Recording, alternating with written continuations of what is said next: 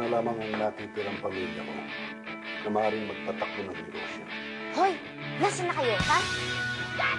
Ayoko ka na! Kung gusto mo ng kasama sa pagmamanage ng hotel, hanapin mo si Hana. Tira, excuse me po! Tabi lang! Ticket mo, miss.